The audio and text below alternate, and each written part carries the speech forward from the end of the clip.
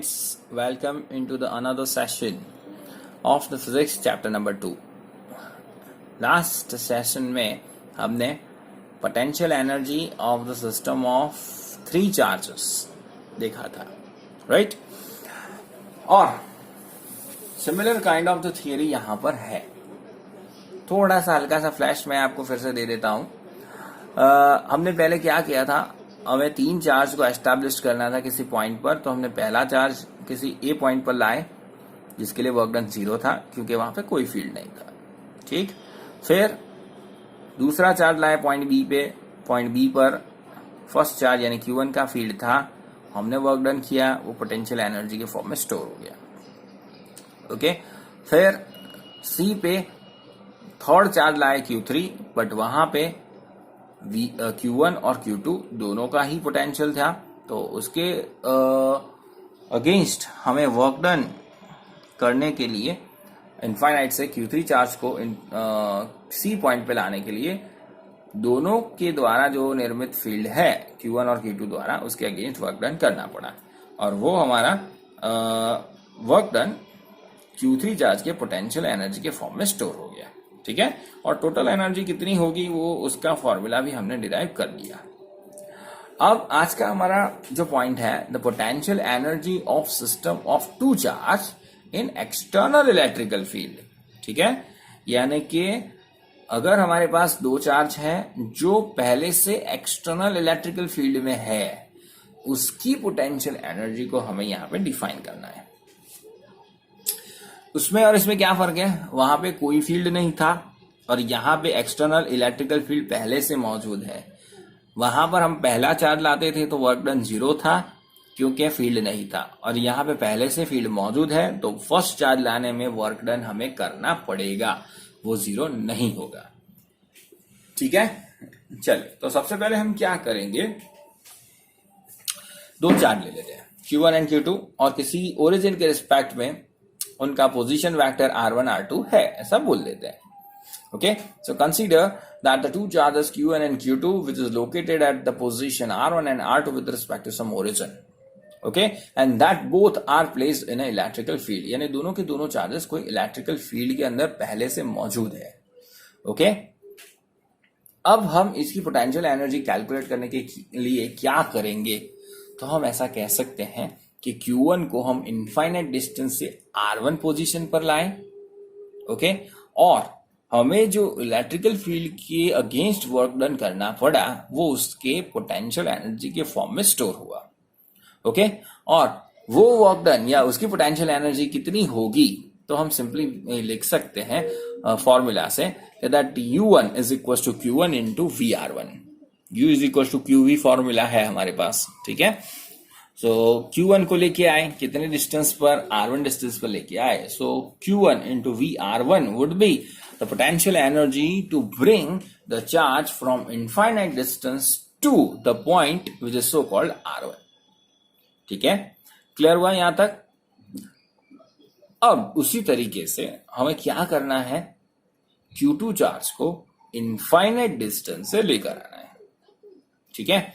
अब ध्यान देने वाली बात यह है कि Q1 चार्ज आ चुका है जो अपना खुद का इलेक्ट्रिकल फील्ड तो क्रिएट करेगा ही करेगा, और पहले से एक्सटर्नल इलेक्ट्रिकल फील्ड मौजूद है. तो हमें अब जो वर्क डन करना है वो दो इलेक्ट्रिकल फील्ड के अगेंस्ट वर्क करना है. दो इलेक्ट्रिकल फील्ड में कौन कौन से आ गए, तो आप समझिए कि एक्सटर्नल इलेक्ट्रिकल फील्ड है वो, और दूसरा Q1 ने जो इलेक्ट्रिकल फील्ड प्रोड्यूस किया वो. दोनों के दोनों इलेक्ट्रिकल फील्ड के अगेंस्ट वर्क डन आपको करना पड़ेगा, and that work done will store in a form of potential energy. पता चला. Okay. Now we bring the charge Q2. ना कुछ same way, in bringing the charge Q2 from infinite distance to R2 is QV, यानी कि Q2 into V into R2. Okay, but here we have to work done against electrical field of the charge q1 and also external electrical field. ठीक है, okay. तो अब हम पहले क्या calculate करते हैं, खाली और खाली Q1 ने जो इलेक्ट्रिकल फील्ड की क्रिएट किया हुआ है उसके अगेंस्ट वर्क डन कितना होगा, that is K Q1 Q2 by R12. ठीक है, और आगे हम एक्सटर्नल इलेक्ट्रिकल फील्ड का तो वर्क डन या पोटेंशियल एनर्जी कैलकुलेट कर चुके हैं. ओके, Q2 इंटू VR2 ये क्या है, वर्क डन या फिर पोटेंशियल एनर्जी. ओके, किसकी, एक्सटर्नल इलेक्ट्रिकल फील्ड के अगेंस्ट की. और सेम वे Q1 ने जो इलेक्ट्रिकल फील्ड किया उसके अगेंस्ट वर्क डन या उसके अगेंस्ट पोटेंशियल एनर्जी कितनी, इतनी के Q1 Q2 बाय R12 जितने, यानी कि टोटल वर्क डन कितना हुआ Q2 को एस्टैब्लिश करने में, you can say the QV into R2 यानी कि एक्सटर्नल फील्ड की, और ये Q1 के फील्ड की यानी कि K Q1 Q2 divided by R12. Okay, अब टोटल पोटेंशियल एनर्जी Q1 और Q2 दोनों को एस्टैब्लिश करने में कितनी लगी, तो अब तीनों तीन को सम अप कर दो.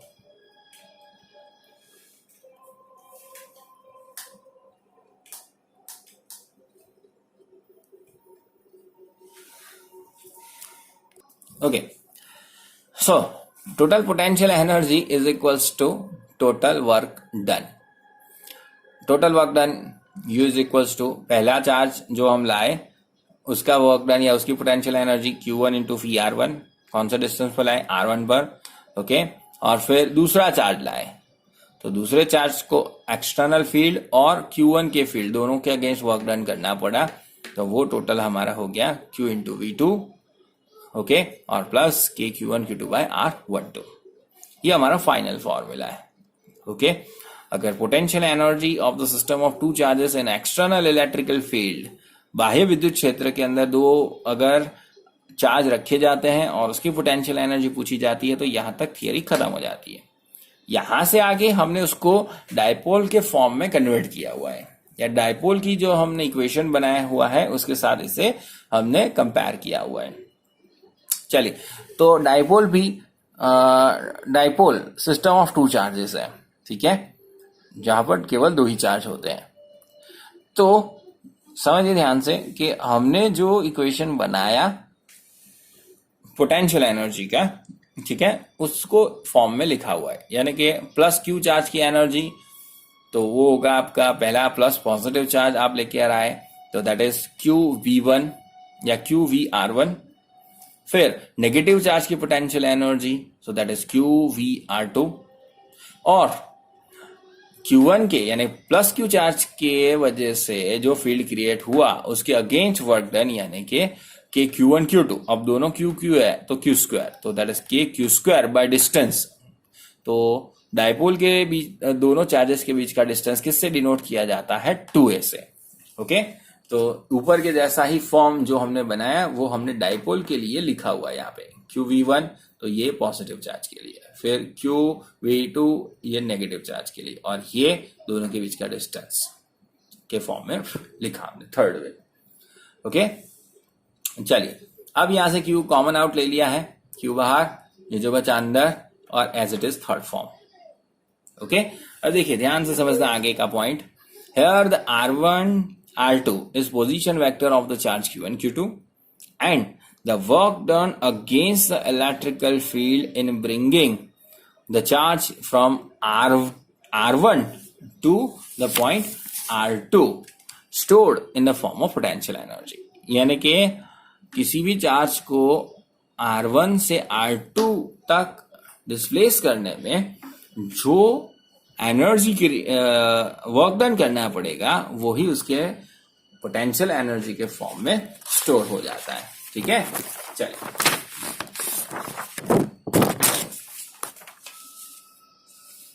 तो देखिए यहाँ पे मैंने लिख दिया है store in a form of potential energy, और वो कितना होगा देख लीजिए यहाँ पे, V into R1 minus V into R2 that is equal to minus E into 2a cos theta. ठीक है, कैसे, तो समझिए E फॉर्मूला क्या है, delta V is equal to E into D r, बराबर। अब E इंटू डी आर यानी कि दोनों के बीच का डिस्टेंस कितना है 2a, और वो किससे डिनोट किया जाएगा, cos थीटा से, बराबर। So that is the delta V is equal to E into D R के फॉर्म में हमने लिखा पोटेंशियल एनर्जी का difference that equal to minus E into 2a cos theta. अब माइनस क्यों आया, the reason is the dipole moment की direction और इलेक्ट्रिकल फील्ड की डायरेक्शन हमेशा अगेंस्ट होती है। Okay, so that is the reason why here the negative sign is represented. Okay, चलिए, तो अब ये जो पोटेंशियल डिफरेंस है वही क्या हमने डिराइव किया हुआ है, that is P dot E। Okay, that is P dot E, dot जाएगा तो cos आएगा, सो PE cos theta, this work done is PE cos theta. और एक्सटर्नल फैक्टर यानी कि और एक्स्ट्रा टर्म क्या बचा है, देख लीजिए 2, चलिए ये पूरा टर्म इसको हमने लिखा हुआ है, that is equal to P dot E हमने डिराइव किया हुआ है। Okay, total potential due to the you can say dipole, okay, या torque acting on the dipole in external electrical field, that is क्या था P डॉट E या PE cos theta हमने prove किया हुआ है, राइट। सो इसके अगेंस्ट में हमने लिख दिया PE cos थीटा, और जो बचा सेकेंड टर्म जो बचा वो हमने यहाँ पे लिखा हुआ है, सो that is PE cos theta minus KQ square upon 2a। Okay, अब वेक्टर फॉर्म में इस चीज को लिख दिया कि P vector dot E vector minus KQ square upon 2a। Clear हुआ? चलिए नेक्स्ट टॉपिक की और आगे बढ़ते हैं, इलेक्ट्रोस्टैटिक्स ऑफ कंडक्टर्स। अर्थात कि जब भी कोई कंडक्टर को एक्सटर्नल इलेक्ट्रिकल फील्ड में रखा जाता है तो वो किस टाइप की कैरेक्टरिस्टिक्स एग्जिबिट करता है, ओके, और खास क्या क्या चेंजेस होते हैं या उसकी लाक्षणिकता है, you can say the characteristics of the conductors और the basic phenomena of the conductors in external electrical field, यहाँ पे हम देखने वाले हैं, जनरली डिस्कस करने वाले हैं, जिसके खास 6 पॉइंट्स है, जिसके टाइटल्स मैंने यहाँ पे लिखे हुए हैं। और जैसा कि हमने यहाँ डिस्कस कर लिया है कि इलेक्ट्रिक शील्डिंग क्या होता है और किस तरीके से वो वर्क डन करता है, उसके रिगार्डिंग हमने 2 एग्जाम्पल ले लिए हैं, the cavity of the car and the cavity of the aeroplane. Okay, inside the cavity no any electrical field, resultant electrical field is generated. Okay, तो लास्ट वाले पॉइंट की डिस्कशन हम यहाँ पे नहीं करेंगे, बाकी के सारे जो पॉइंट्स हैं उसके डिस्कस करते हैं। तो पहले तो ये समझते हैं कि कंडक्टर को जब एक्सटर्नल फील्ड में रखा जाता है तो क्या होगा। चलिए, तो सबसे पहले समझते हैं कि मेटल यानी कि कोई भी कंडक्टिंग मटेरियल है, अब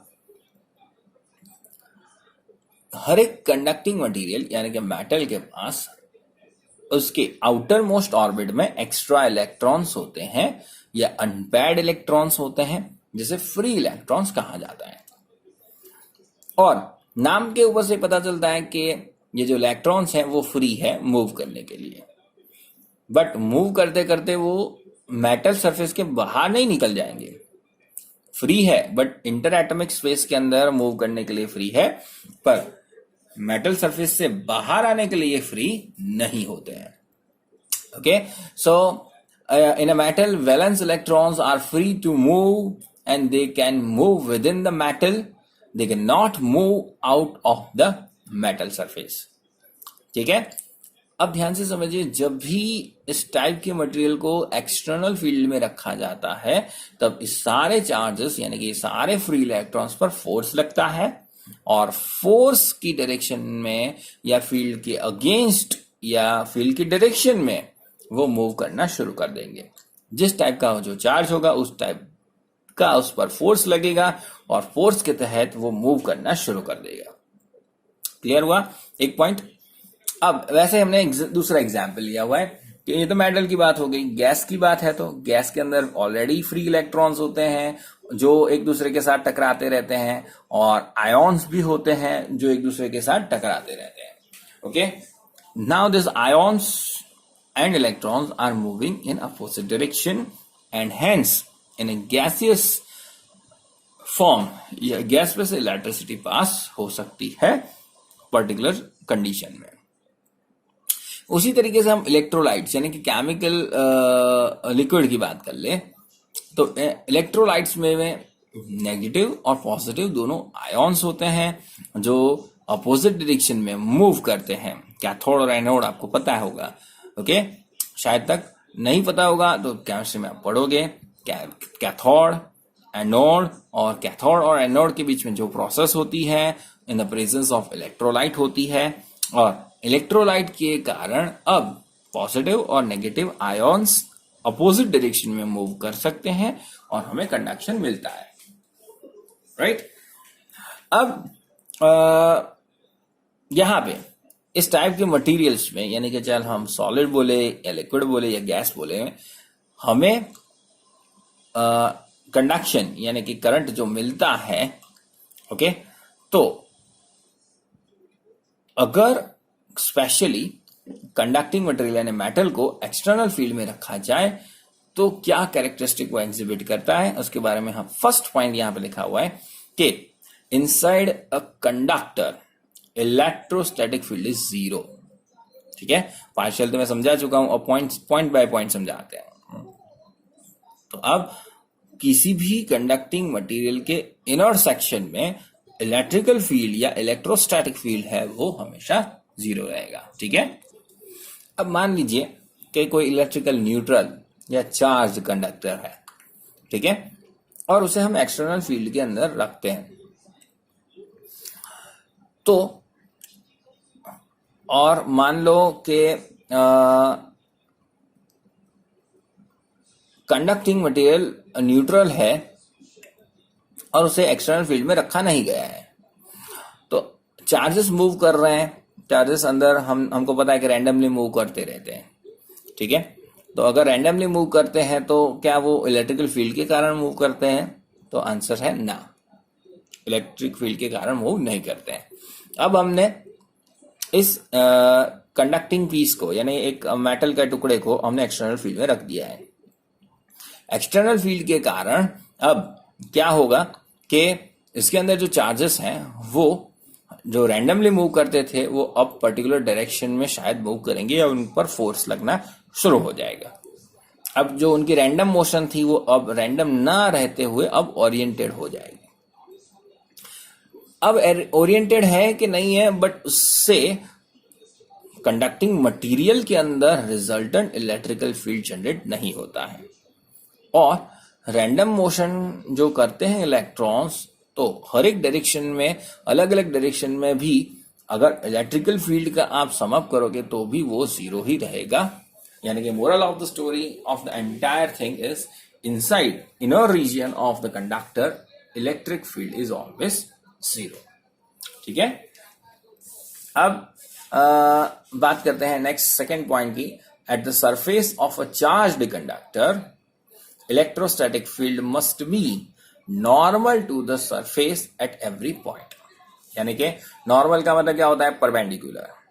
शायद आपको याद ना हो तो ये पॉइंट हमने चैप्टर 1 के एक्सरसाइज की एक जो फिगर वाला क्वेश्चन था जिसमें इलेक्ट्रिकल फील्ड लाइंस दिखाई हुई थी तब मैंने बताया था, बराबर।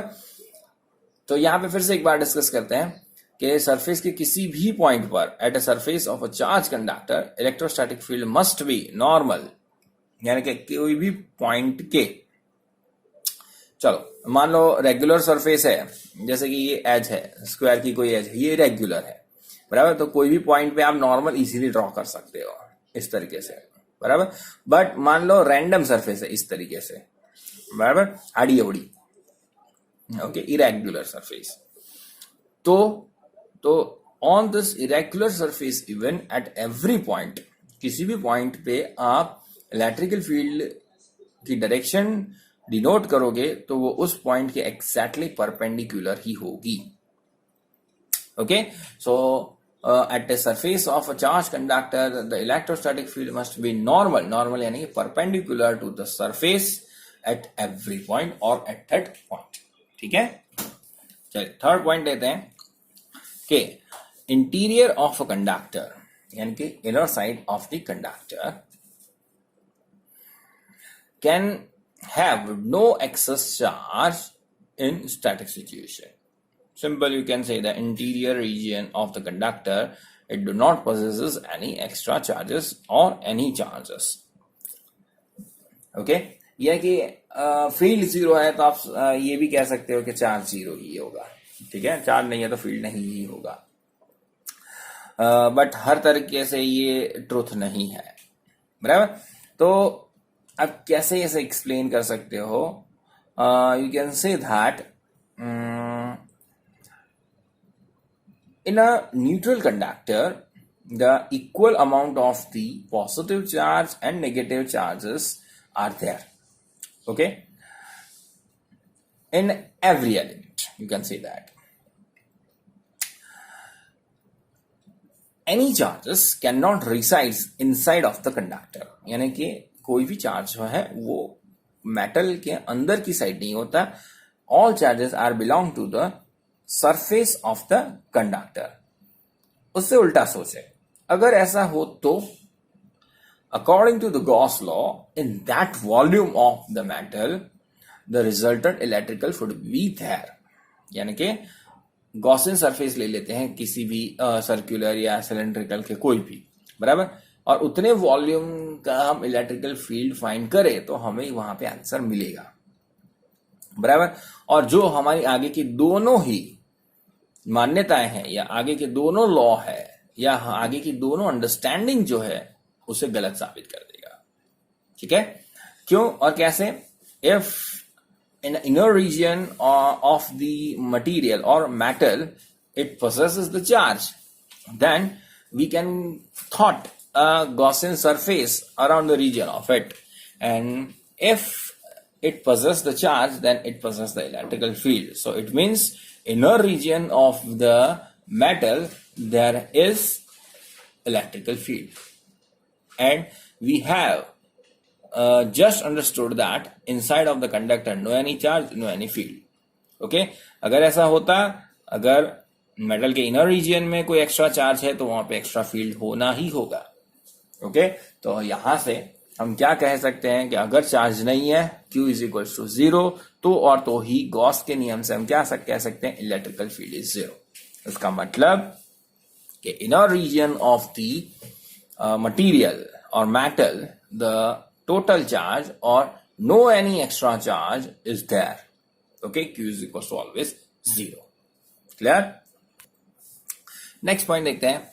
The electrostatic potential is constant throughout the volume of the conductor and same value on its surface. Okay, यहाँ पे हम डायरेक्ट इनडायरेक्ट सेल स्ट्रक्चर की बात कर रहे हैं. हम कोई भी स्फीयर ले ले, ठीक है, तो उसके जैसे जैसे हम अंदर चले जाएंगे तो जितना पोटेंशियल उसका सरफेस पर है उतना ही पोटेंशियल पूरे के पूरे इनर रीजन में या उसके सरफेस में के कहीं पे भी चले जाए उतना ही पोटेंशियल कांस्टेंट रहेगा. ठीक है, यानी कि शेल के अंदर आप कोई भी पॉइंट पे सेंटर से लेके कहीं पर भी सरफेस तक फाइंड करते हैं तो वो वैल्यू आपको कांस्टेंट मिलेगी. ठीक है, so you can say that the electric potential at is constant throughout the volume of the conductor, the same value on its surface. यानी सरफेस पे जितना पोटेंशियल है उतना ही पोटेंशियल throughout the volume रहेगा. ठीक है, and that would remains constant. Okay, पांचवा point है the electrical field at the surface of charged conductor E is equals to sigma upon epsilon 0 into n hat. where n hat is the direction of the electrical field. If the surface is positively charged, then it is radially outward, and if the surface is negatively charged, then it is radially inward direction. ठीक है, ये unit vector की direction. तो अब इसे हल्का सा और समझ लेते हैं और फिर आगे बढ़ते हैं। इस स्पेशल पॉइंट को हम एक्सरसाइज के अंदर दो सवाल है तब डिटेल में समझेंगे, बट फॉर वाइल यहाँ पे ये समझ लो सिग्मा क्या है, सरफेस चार्ज डेंसिटी है, ओके, और epsilon zero as usual permittivity of the free space है, ओके, और electrical field at the surface of a charge conductor, यानी चार्ज है, पॉजिटिव भी हो सकता है, नेगेटिव भी हो सकता है, तो we will indicate it by the mod of sigma. और गॉस लॉ का इस्तेमाल करते हुए यहाँ पे ये फॉर्मूला हम प्रूव करेंगे, बट फिलहाल तक यहाँ पे ये पॉइंट के तौर पे आपको याद रख लेना है। और इलेक्ट्रोस्टैटिक शील्डिंग हम आज पढ़ चुके हैं, ठीक है। So that was the points which must be remembered, okay, the characteristics of the conductor under electrostatic field या इलेक्ट्रोस्टैटिक ऑफ अ कंडक्टर। अगर क्वेश्चन पूछा जाता है तो ये टाइटल्स जो है आपको याद रखने हैं खास तौर पर, और इलेक्ट्रॉनिक शील्डिंग अलग से क्वेश्चन पूछा जाता है तो वो भी आपको लिखना आना चाहिए, जिसके बारे में हम डिस्कस कर चुके हैं। बचता है खाली फिफ्थ पॉइंट जो हम एक्सरसाइज का एक सम करेंगे, तब मैं उसके बारे में डिटेल फॉर्म में समझा दूंगा, ठीक है, क्योंकि इसके बारे में थोड़ा सा डिस्कशन अभी बाकी है, तो उस टाइम हम कर लेंगे। आज का सेशन ऑलमोस्ट हम खत्म करने की कगार पर है, तो उसको मैं लंबा नहीं खींच रहा हूं, ओके। तो आज हमने potential energy of the system of two charges in external field देखा, और अगर किसी कंडक्टिंग मटेरियल को एक्सटर्नल फील्ड में रखा जाता है तो उसकी क्या कैरेक्टरिस्टिक्स होगी उसके बारे में हमने आज देखा है। टेक्स्ट बुक में जो पॉइंट्स दिए हुए हैं या इसके बारे में जो क्लैरिफिकेशन या फिर एक्सप्लेनेशन जो है टेक्स्ट बुक का, वो आप खुद पढ़ना एक बार, और अगर नहीं समझ में आता है तो आप मुझे बताइए, ठीक है। हम फिर से उसको नेक्स्ट गूगल मीट में डिस्कस करेंगे। फिर से मैं कहूंगा कि आपके जितने भी पॉइंट्स है या डाउट्स है या डिफिकल्टीज है उसे लिख कर रखिए, नोट बनाइए उसकी, वरना अभी आपके दिमाग में जो डाउट आएगा वो कल तक भूल चुके होंगे आप, या गूगल मीट नेक्स्ट आएगी तब तक भूल चुके होंगे। तो उसे आप लिख लीजिए, आपका जो भी डाउट है नोट डाउन कीजिए, लिस्ट बनाइए, ओके, और बहुत सारी पढ़ाई करिए, जितने भी सवाल दिमाग में आते हैं वो सब लिख के समराइज कीजिए और मुझसे पूछिए, मैं हर एक क्वेश्चन का आपको आंसर दूंगा, okay. I will try my best, अगर मेरे नॉलेज में है तो मैं 100% आपको समझाने की कोशिश करूंगा, ओके। चलिए, तो आज का सेशन यही भी खत्म करते हैं, और आपको बता दूं कि ये सेकंड चैप्टर भी जो है वो ऑलमोस्ट 60% खत्म हो चुका है। अब यहाँ से सेकंड सेशन यानी second part mode of the change पूरे चैप्टर का है, यहाँ से टर्निंग पॉइंट है, और यहाँ से अब हम कैपेसिटेंस और कैपेसिटर के बारे में पढ़ने वाले हैं, ठीक है। तो बहुत ही जल्दी ये चैप्टर भी खत्म होने वाला है, और फिर इसके एक्सरसाइज और लास्ट सेशन देखते हुए इस चैप्टर को भी हम खत्म कर देंगे, ओके। और मेरा ऐसा मानना है कि यहाँ पे फर्स्ट सेकंड लेसन के बाद हम थर्ड लेसन के ऊपर आगे नहीं बढ़ेंगे, कोई और चैप्टर उठाएंगे, ठीक है, या नवंबर दिसंबर के जो सिलेबस में जो चैप्टर्स है वो मैं शुरू करूंगा, और जो इसके कनेक्शन में ना हो या अगले कोई चैप्टर के कनेक्शन में ना आए ऐसे कोई चैप्टर मैं लूंगा जिससे आपको पढ़ने में भी आसानी हो और हमारा कोई लॉस ना हो।